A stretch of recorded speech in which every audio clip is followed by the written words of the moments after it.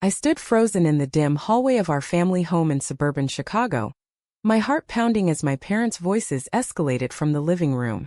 At 10 years old, I had just been caught kissing Sarah, my best friend from down the street behind the garage. It was innocent, a clumsy peck born from the confusing warmth that bloomed whenever she smiled at me. But to them, it was a betrayal of everything sacred, and before I could even stammer an explanation, my father yanked me inside, his face twisted in rage, declaring that I was sick and needed to be fixed far away from their perfect world. The drive to the boarding school in rural Massachusetts was a silent torture, my mother's occasional sobs the only sound piercing the void. I clutched my small suitcase, filled with clothes and a few toys, my mind racing with questions I didn't dare voice. Why was loving Sarah wrong? What had I done to deserve this exile?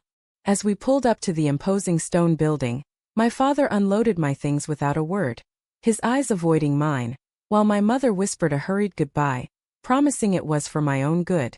They drove away without looking back, leaving me on the steps with a stern headmistress who informed me this was now my home. That night, alone in a cold dormitory bed, I whispered to myself, "They'll come back when they see I'm still me." But deep down, a seed of doubt took root. Maybe I was the monster they saw. Days blurred into weeks, the school's rigid schedule a numbing routine of classes, prayers, and enforced silence about anything unnatural. I learned quickly to hide my thoughts, burying the memory of Sarah under layers of pretend normalcy. But the isolation gnawed at me. Letters home went unanswered. Phone calls were supervised and brief, my parents' voices distant echoes of disappointment. "You're here to change," my father said once, his tone final. In my mind I replayed the scene endlessly. If I had just denied it, if I had cried harder, maybe they wouldn't have left me here. The other girls whispered about me, the weird one whose parents didn't visit on holidays. I stared at the ceiling during sleepless nights, wondering if this pain was the price for feeling something real, or if I could unfeel it to earn their love back. By 12, the school's counseling sessions became my battlefield. Mrs. Hargrove, the counselor with her pinched lips and Bible quotes, probed my deviant tendencies, urging me to pray them away. "God made you a girl for a reason," she'd say, her eyes boring into mine. I nodded, feigned agreement, but inside rage simmered. Why did my heart's pull toward girls make me broken? I started journaling in secret, pouring out the confusion. Today I saw Emily in gym class, her laugh like sunlight, and I hated myself for noticing. The entries grew darker, questioning if my parents' abandonment was justified, if I deserved this loneliness. One session I snapped, "What if I can't change?" Mrs. Hargrove's response was a referral to more intensive prayer groups, where girls like me confessed sins we barely understood. Friendships were tentative. I kept everyone at arm's length, fearing another betrayal. But then came Alex, a 13-year-old with fiery red hair and a defiant streak.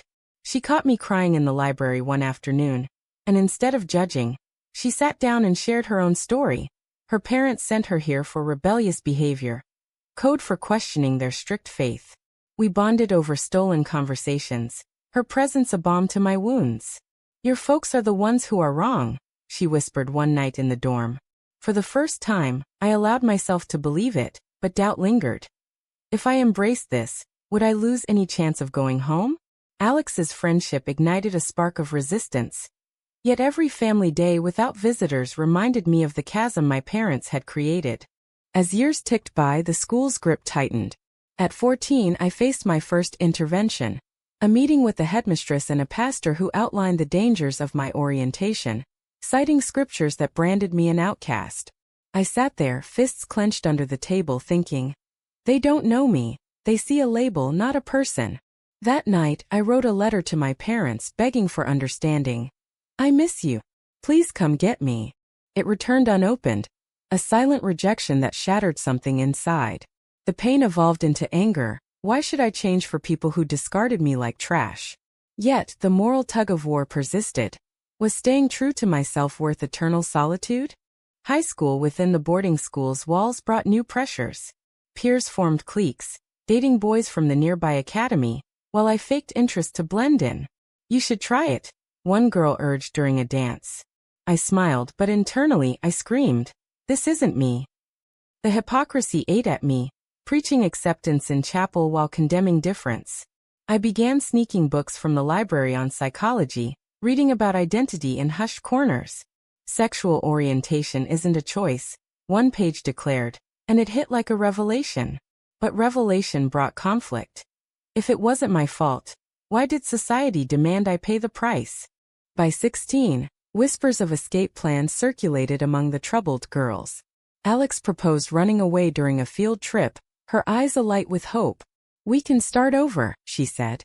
I hesitated, visions of my parents' faces flashing. Would fleeing confirm their fears? The decision weighed heavy. Freedom versus the slim chance of reconciliation. In the end, I stayed, watching Alex slip away one night, her absence a fresh wound. Coward. I berated myself in the mirror. The school's response was lockdowns and sermons on loyalty, mirroring the control my parents exerted from afar. Summers were the cruelest when other students went home, and I remained assigned to volunteer work. "Your parents think it's best," the staff said. Best for whom?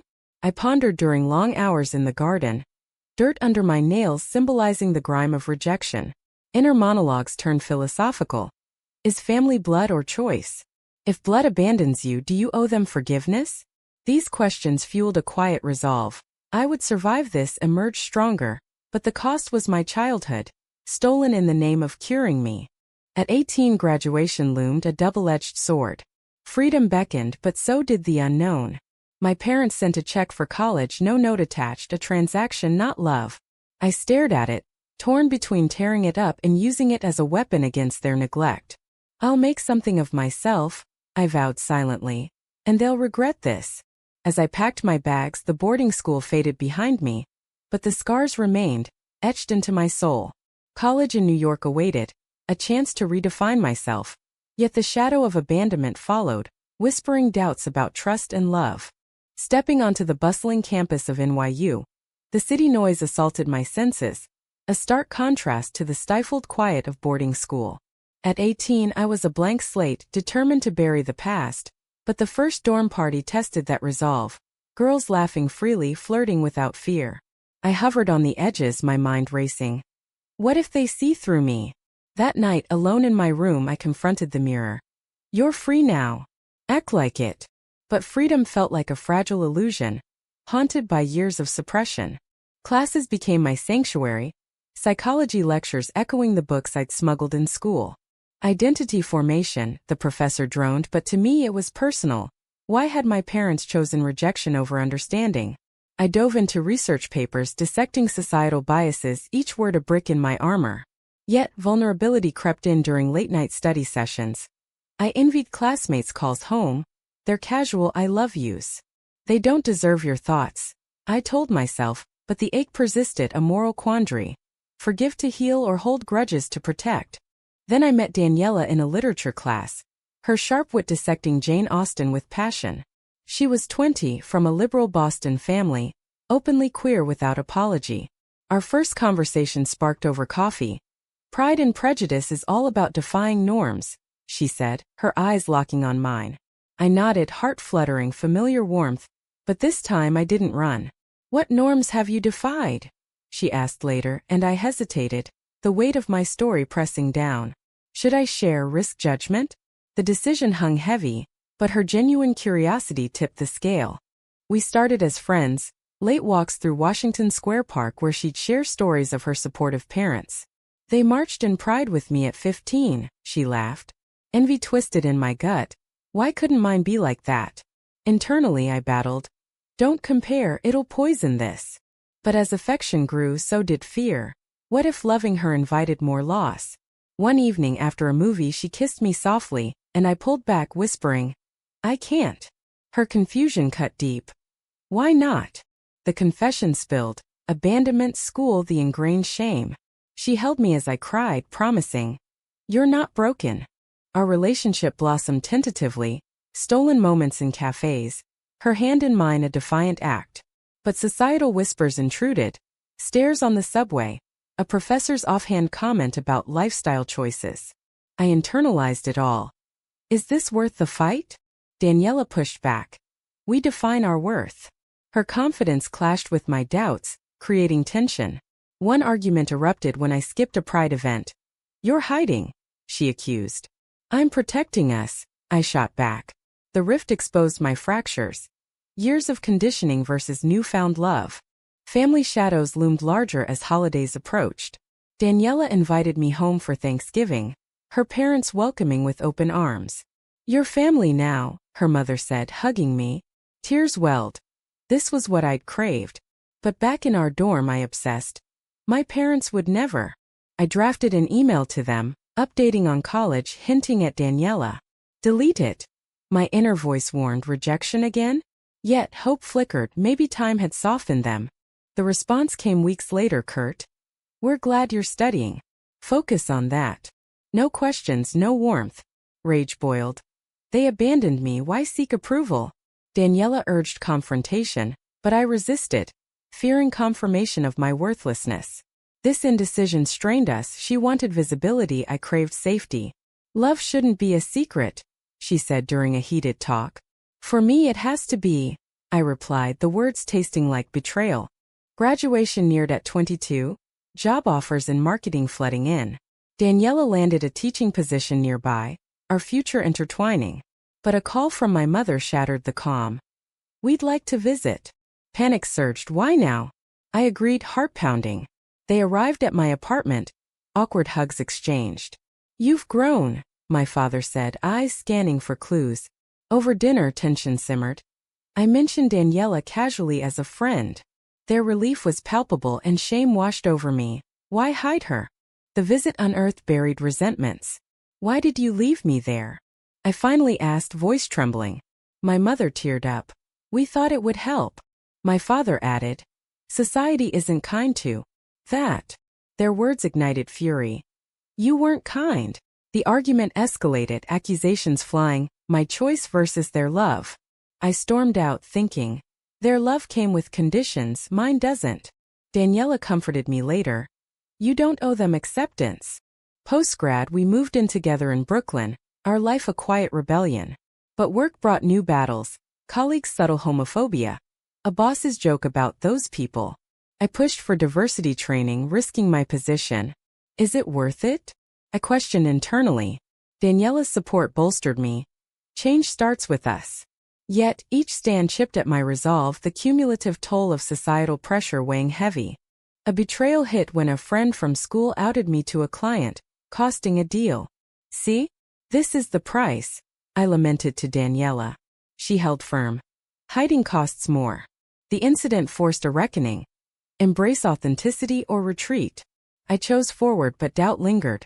What if the world never changes? As our bond deepened, marriage whispers emerged. Someday, Daniela said, eyes shining. But my past haunted. What about family? The moral dilemma peaked. Invite my parents, risk heartbreak? Or exclude them, perpetuate the cycle? The proposal came on a crisp autumn evening in Central Park. Daniela down on one knee with a simple silver ring, her voice steady. Melanie, will you marry me? Joy surged, but so did terror. Marriage meant visibility, confronting the ghosts I'd buried. Yes, I whispered, pulling her up for a kiss, but internally turmoil brewed. This is happiness. Why does it feel like a battlefield? Planning began immediately. Venue hunts and guest lists. Each step a reminder of the family void. Invitations became the flashpoint. We should invite your parents, Daniela insisted over breakfast. They abandoned me. I countered, the words sharp. Her eyes softened. Forgiveness isn't for them. It's for you. The argument circled, my resentment versus her optimism. What if they ruin it? I fretted silently, visions of disapproval tainting our day. Yet, a part of me yearned for closure, a chance to show I'd thrive despite them. I mailed the invitation with trembling hands, a note attached. I'd like you to be there. Weeks passed in agonizing silence, my mind spiraling. They'll ignore it like always. When the RSVP arrived, yes, attending, shock hit. Why now? I confided in Daniela. Maybe they've changed, she suggested. Doubt nod. Or was it guilt? A performative act? Rehearsals amplified tensions. Daniela's family enveloped us in warmth. Her sister helping with flowers, parents toasting our love. Envy mixed with gratitude. This is what family should be. But my parents' impending arrival loomed like a storm. I practiced speeches in the mirror. You've hurt me, but I'm stronger. The inner conflict raged. Extend an olive branch or demand accountability. The night before their visit, anxiety peaked. What if they reject us outright? I paced, Daniela calming me. Then we know and we move on. Their knock echoed. Opening the door, I saw aged faces, regret etched in lines. Melanie, my mother said, voice breaking. Hugs were stiff, small talk strained. Over coffee, the elephant emerged. We're sorry, my father admitted. We were scared. Sorry. The word ignited fury. Scared of what? Me. I challenged. Tears flowed as stories unraveled. Their conservative community, church pressures, fear of ostracism. We thought sending you away would protect you, my mother sobbed. Protect? I thought bitterly. It destroyed me. The confrontation escalated, voices rising. My pain versus their justifications. You chose society over your daughter, I accused. Daniela intervened gently. But you're here now. The discussion stretched into hours, revelations pouring. Their gradual awakening through news, friends' stories. We were wrong, my father conceded. Skepticism warred with hope. Words are easy, actions matter. Yet a crack formed in my armor. Maybe redemption was possible. Wedding preparations intensified, but so did external pressures. A conservative relative of Daniela's declined, citing moral differences. See? Even in our circle, I lamented. Daniela shrugged. Their loss. But it triggered memories of school sermons, societal condemnation. Is our love always a debate? I questioned inwardly. Work added fuel. A promotion delayed amid whispers of my personal life. I confronted my boss. This is discrimination. The risk paid off, but exhaustion set in. Every win costs energy I don't have. Friendships tested loyalties. An old boarding school acquaintance reached out, congratulating but probing. Aren't you worried about kids? The implication stung, our validity questioned. No, I replied firmly, but doubt crept. Society's narrative versus our truth. Daniela and I argued over it. Ignore them, she said. I can't, it's everywhere, I retorted. The strain showed, sleepless nights, snapped words. As the wedding neared, a betrayal struck from unexpected quarters. My cousin, whom I'd confided in, leaked the story to a local tabloid, twisting it into sensationalism. Abandoned girl marries woman, parents' nightmare. Headlines screamed, phones rang off the hook. How could she? I raged to Daniela. The invasion reopened wounds, privacy shattered, past weaponized. We considered canceling but resolved. This is our story, we own it. The fallout brought allies, supportive messages flooded, but so did hate mail. You're going to hell, one read. I crumpled it, thinking. Their hate mirrors my parents' fear. The moral crossroads loomed. Retreat or stand taller? We chose the latter, but the toll was evident. Daniela's optimism dimmed, my resolve hardened. Reconnecting with my parents post-leak was fraught. We didn't know, they claimed over a call. But you contributed to this world, I said. Silence followed, then tentative offers. Let us help. They attended a planning session. Awkward but earnest, interacting with Daniela's family. Watching my father chat with her dad, discomfort evident, I pondered. Is this progress or facade? Highs and lows intertwined. A bridal shower brought laughter, but a toast from Daniela's mom. To love without conditions, pierced me. My conditions were survival, I reflected. As vows were drafted, emotions surged. I promised to choose you every day. But choosing meant facing the prices paid. Lost years, fractured trust. The eve of the wedding arrived, nerves electric. Tomorrow we rewrite the narrative, Daniela whispered. I nodded, but inner voices clashed. What if they walk out? The decision to include them hung as a gamble, stakes high, heartbreak or healing. Dawn broke on our wedding day in a quaint Brooklyn venue. Sunlight filtering through windows as I slipped into my white dress, hands shaking. Daniela's note arrived via her sister. Today we claim our forever. Warmth bloomed, but anxiety shadowed. My parents' presence a wild card. Breathe, I told myself in the mirror. You've survived worse. The ceremony loomed, a culmination of battles fought, prices paid. Guests mingled, Daniela's family buzzing with excitement, mine arriving subdued. My mother's eyes teared at my sight. You look beautiful. Compliment or olive branch? I nodded stiffly, mind racing. Don't let them ruin this.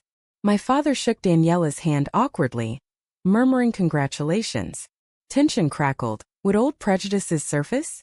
The processional began, music swelling as I walked the aisle alone, a deliberate choice symbolizing self-reliance. Eyes locked on Daniela, radiant in her suit, love anchoring me. Vows exchanged, raw and real. I choose you despite the world's noise, she said. Mine echoed. You've shown me love is worth the fight. Rings slipped on, a kiss sealed it. Applause erupted, but my gaze flicked to my parents. Their faces? A mix of emotion, no outright disdain. Relief washed, but wariness lingered. Reception toasts flowed.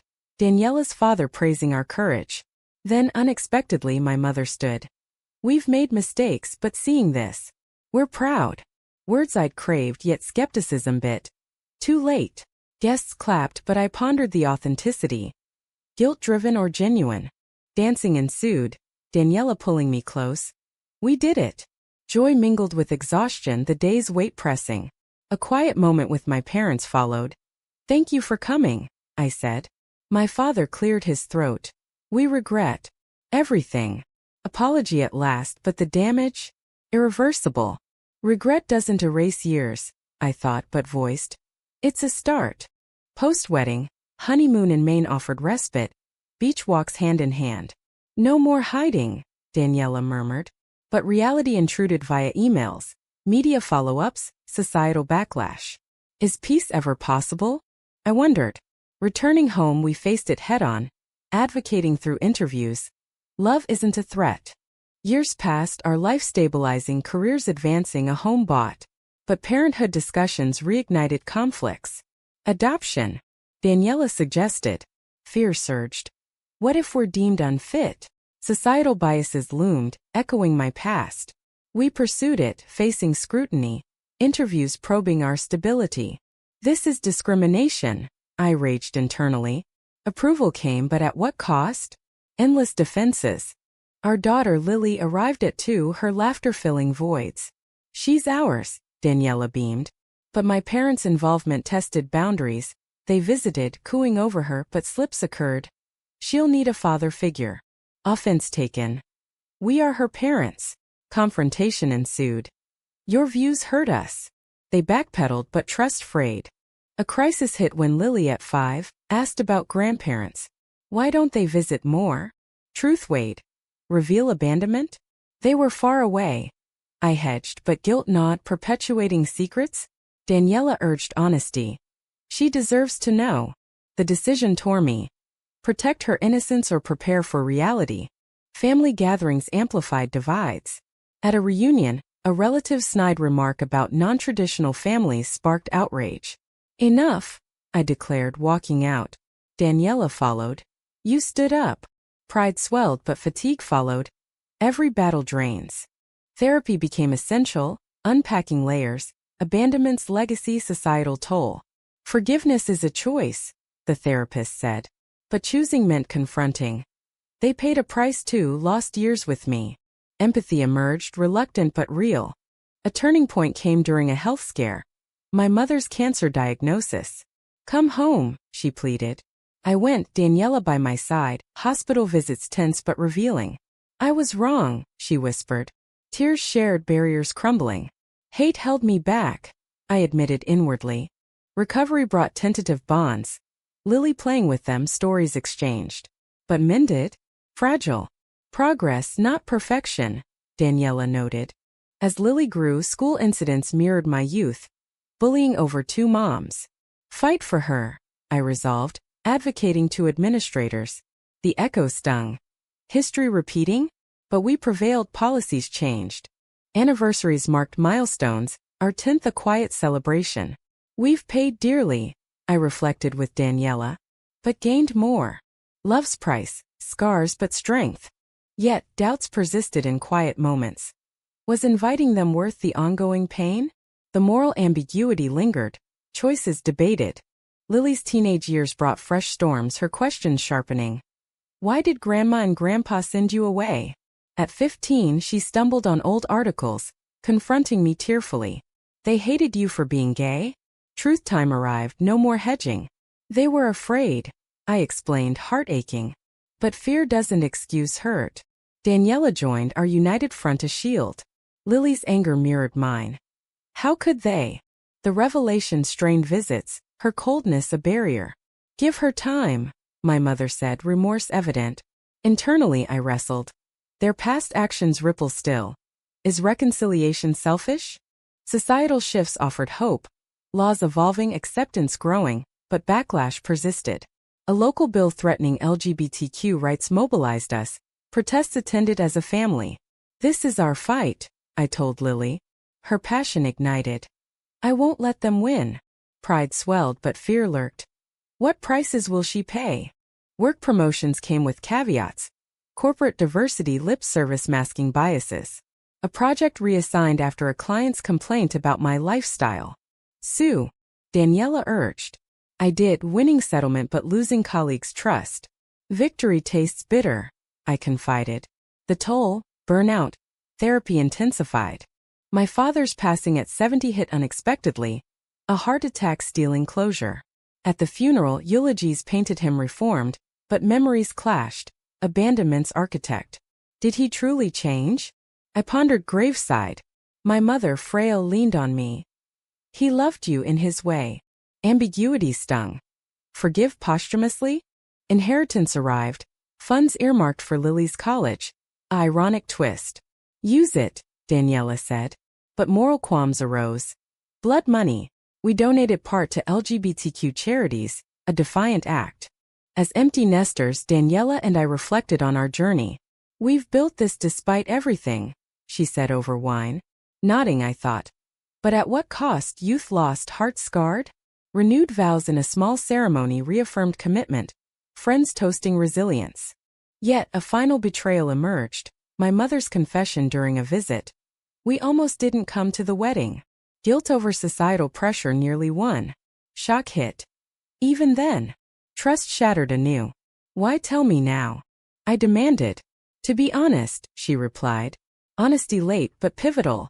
Forced reevaluation. Boundaries redrawn, contact limited. Lily's wedding years later echoed ours. Her partner a kind woman. Inviting my mother was debated. She paid her dues, Daniela argued. I agreed reluctantly, watching her beam at Lily. Cycle broken? Partially. In quiet evenings, doubts resurface. Choices made, prices paid. Abandonment, confrontations, advocacies. Was authenticity worth the wounds? Society evolves, but personal tolls endure. The story leaves one lingering question. In the face of familial rejection for one's identity, is forgiveness a strength or a surrender?